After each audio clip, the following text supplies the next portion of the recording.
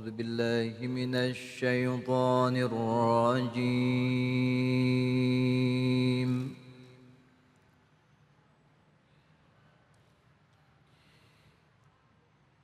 بسم الله الرحمن الرحيم.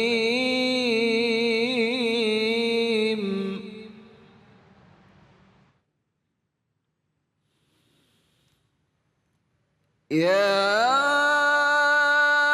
أيها الذين آمنوا لا تأكلوا الربا أضعافا مضاعفة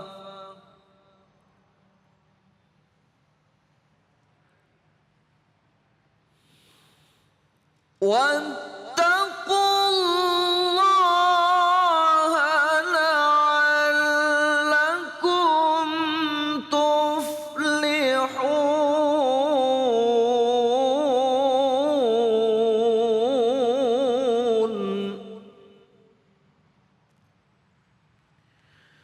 واتقوا الله لعلكم تفلحون.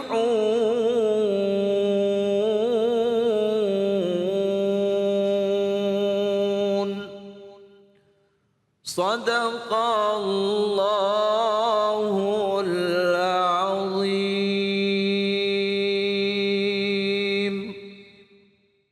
Assalamualaikum warahmatullahi wabarakatuh. Alhamdulillah wassalatu wassalamu ala rasulillah Sayyidina wa maulana Muhammad ibn Abdillah. La haula wa la quwata illa billah, amma ba'du. Maha benar Allah dengan segala firman-Nya.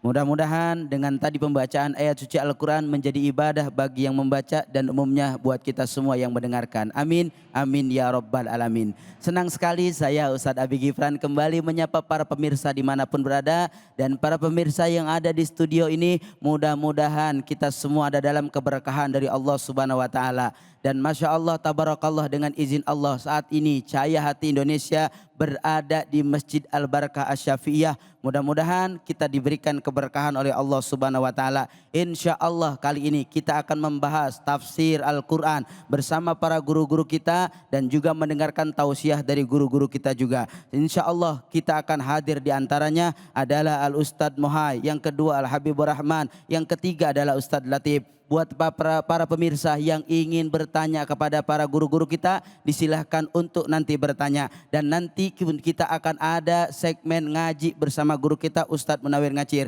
Juga kami tetap mengingatkan kepada para pemirsa dimanapun berada untuk kita semua tetap menjaga protokol kesehatan. Sebelum kita berbincang dengan para guru kita semua, saya akan menyapa para ibu-ibu yang ada di tengah-tengah kita semua. Assalamualaikum ibu-ibu.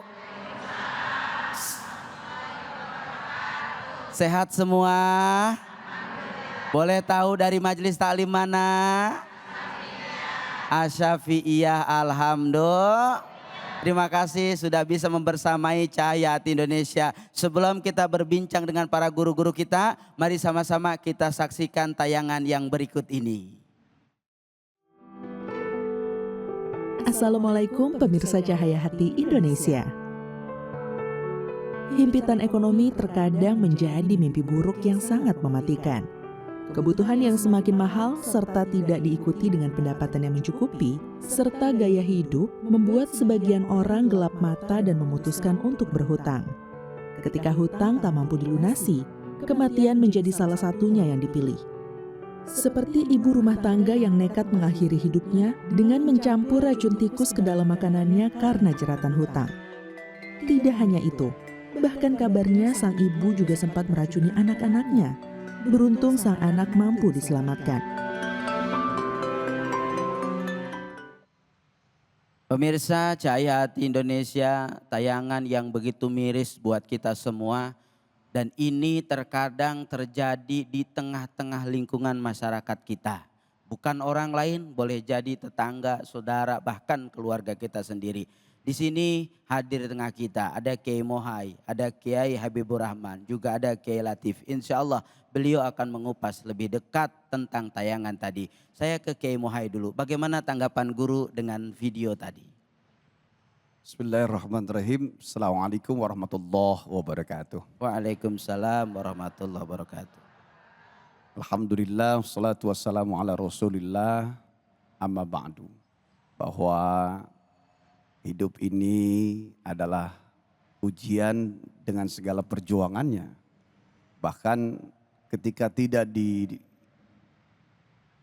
dengan iman, ilmu, serta amal, pasti terasa berat kehidupan. Karena memang dasarnya hidup itu ada ujian. Dan ini sangat mengerikan. Kadal fakru ayyakuna kufron.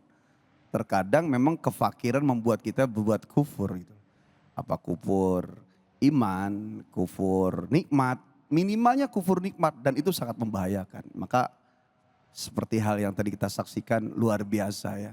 Mungkin banyak terjadi hanya tidak terekspos.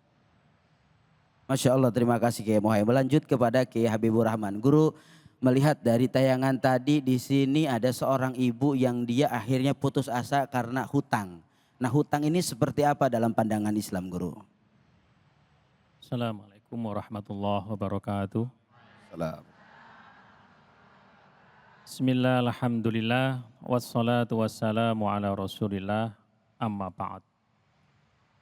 Islam adalah ajaran yang sangat lengkap sekali. Ajaran yang penuh rahmah. Ajaran yang semuanya untuk kebaikan umat manusia. Di dalam Islam kita boleh berhutang, tetapi juga ada aturan-aturannya. Rasulullah sendiri mewanti-wanti agar kita tidak mudah berhutang. Bahkan Rasulullah itu salah satu doanya itu minta agar dilindungi dari hutang. Berarti jangan hutang kalau benar-benar tidak terpepet. Kemudian ada adab-adab terkait sama hutang ini dalam Islam. Misalnya yang menghutangi misalnya. Yang menghutangi itu harus benar-benar ikhlas untuk menolong saudaranya.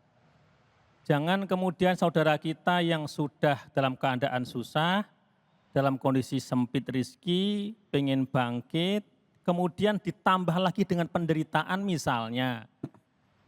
Ada riba dalam hutang itu. Misalnya kalau hutang, saudara kita hutang 500.000 misalnya. Nanti membayarnya boleh 3 bulan lagi tapi ditambah ya. Tambah 50.000 kalau 3 bulan. Kalau jadi 6 bulan tambah lagi. Tambahannya 100.000 jadi 600. Ini namanya riba. Dan ini yang diperangi oleh Islam. Yang diperangi oleh Allah dan Rasulnya. Tidak boleh, kadang-kadang kan di sekitar kita ada tuh lintah darat, macam-macam lah namanya sekarang ini. Betul Guru, betul, Ya, betul. kemudian sekarang yang mungkin online juga bermacam-macam ini, itu tidak boleh, itu namanya riba. Jadi kalau kemudian orang yang sudah terpepet juga mengiyakan, itu sama juga dia. Betul. Ya kan? Jadi bukan hanya sekedar yang minta riba, yang menggunakan juga Iya. sama, sudah apa itu dia menderita, nanti kemudian dia juga nggak barokah juga. Maka hati-hati jangan sampai apa itu bermuamalah dengan riba. Ya kalau mau berhutang, hutang pada saudara sendiri yang terdekat. Saudaranya juga harus punya kebesaran jiwa. Oh ini saudaraku sedang kesusahan. Kok ya aku dititipi harta oleh Allah, aku bisa menolong. Diberitahu, dicatat yang benar. Ada saksi kalau perlu. Nanti kalau pas jatuh tempo, yang berhutang tadi itu ya tahu diri. Datang. Iya. Bahkan kalau belum ada ya tetap datang. Iya, Belum ada jangan kemudian dalam bahasa Jawa, jangan dablek dalam bahasa Jawa. Enggak tahu malu, apalagi sudah ada uangnya enggak dibayar juga. Itu namanya zalim. Iya. Ya, matlul ghaniyyi dulmun. Menunda-nundanya orang yang hutang dan dia udah punya untuk membayar hutang, enggak dibayar-bayar juga, itu kezaliman. Ya Allah. Tetapi juga harus kita memahami juga, misalnya saudara kita hutang pada kita, saat itu datang, udah dia beranikan untuk datang, ternyata memang belum ada rizkinya. Ya kita beri tempo lagi. Itu bentuk rahmat. Bentuk rahmat. Dan itu pahalanya besar di sisi Allah Subhanahu wa ta'ala. Para sahabat Nabi bahkan mengatakan begini, ada yang sahabat Nabi mengatakan begini, aku lebih suka ya hartaku dihutang oleh saudaraku dibandingkan sedekah. Kenapa? Karena dia sampai hutang berarti dia sangat memerlukan sekali. Baik, baik. Dan selama harta kita ini dipinjam saudara kita, selama itu juga dihitung sebagai sedekah. Jadi tiap hari sedekah terus. Masya Allah. Inilah indahnya ajaran Islam. Allahu a'lam bishawab. Terima kasih guru, luar biasa. Ke Ustadz Latif, guru lebih dalam lagi bagaimana agama memandang riba itu sendiri. Ya, riba ini sebagaimana Pak Kiai Habibur Rahman katakan bahwa ini diperangi oleh Allah. Di dalam surah Al-Baqarah ayat 278, 279, kalau nggak salah ayatnya seperti itu, A'udzubillahi minasyaitonirrajim. Ya ayyuhalladzina amanu taqullaha wa dharu ma baqiya minar riba in kuntum mu'minin. Wahai orang-orang yang beriman, bertakwalah kepada Allah, tinggalkan yang tersisa dari riba kalau kamu beriman kepada Allah. Kira-kira kita yakin gak kepada Allah? Kita beriman gak kepada Allah? Kalau betul-betul beriman kepada Allah, tinggalin tuh riba. Fa illam taf'alu fa'dzanu biharbim minallah. Kalau masih melakukan riba juga, umumkan perang dari Allah. Kalau perang lawan Allah kira-kira menang apa pasti kalah?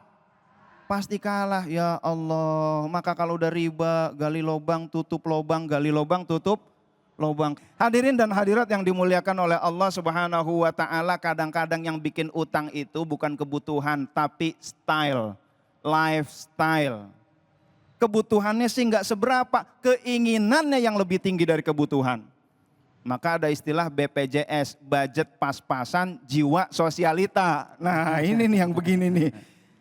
Budgetnya nggak seberapa, uangnya nggak seberapa, income-nya nggak seberapa. Gayanya biar dibilang orang kaya, biar dibilang orang makmur. Akhirnya utang sini, utang situ, gali lubang, tutup lubang. Apalagi kalau sudah terjerat riba, ya Allah. Hadirin dan hadirat yang dimuliakan oleh Allah. Abu Yazid Al-Bustami, suatu saat beliau sholat nggak khusyuk. Seorang sufi ya, Abu Yazid Al-Bustami. Ketika sholat nggak khusyuk, dia nanya, sholat di sini nggak khusyuk, masjid ini nggak khusyuk, musola nggak khusyuk, kamar nggak khusyuk, kenapa ya? Ditanya, Mak, kok akhir-akhir ini saya sholat nggak khusyuk ya Mak? Kenapa ya Mak? Wah Mak juga nggak tahu. Mak coba cek Mak, jangan-jangan ada harta riba waktu Mak nyusuin saya? Riba kayaknya enggak deh. Barangkali mencuri, apalagi mencuri, ngerampok, boro-boro begitu kan. Kok akhir-akhir ini sih saya sholat nggak khusyuk, jangan-jangan ada makanan haram masuk ke perut saya. Dulu. Pas dipikir-pikir, oh jangan-jangan dulu waktu 20 tahun yang lalu, itu emak naik lantai 2, pas lantai kedua lagi mau jemur, tiba-tiba tetangga kita itu lagi jemur keju. Nih roman-romannya kayaknya kejunya enak nih. Pengen beli tapi tes food dulu. Nah tes food dulu, dimakanlah keju sekedar sebesar semut. Mak nyus nih keju. Kalau gitu ntar saya tanya deh, itu belinya di mana? Mak, itu udah izin belum minta keju sebesar semut? Belum. Mak, minta dihalalkan Mak, orangnya masih ada enggak? Ya itu tetangga kita. Mak, minta dihalalkan Mak. Datang. Assalamualaikum. Waalaikumsalam. Ada apa ya Bu? Enggak, ini beberapa puluh tahun yang lalu saya ngambil keju milik ibu sekedar sebesar semut. Mohon diridhoi ya. Ya Bu, gitu aja pakai ngomong.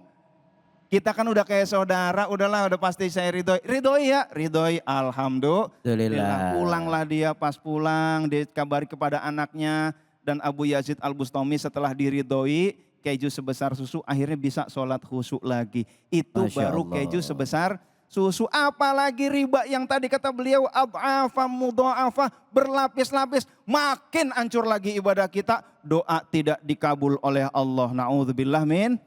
Terima kasih para guru-guru semua yang telah luar biasa memberikan berbagai macam pemahaman kepada kita lebih dalam mengenai makna riba, makna berhutang dan adab-adabnya, sehingga mudah-mudahan kita semua dalam menjalankan kehidupan kita diberikan keselamatan dan bimbingan oleh Allah Subhanahu wa taala. Setelah ini kita akan kembali berbincang dengan para guru-guru kita semua karena masih ada satu tayangan video viral yang insya Allah akan dibahas dengan pandang sudut agama Islam. Jangan kemana-mana, tetap di Cahaya Hati Indonesia.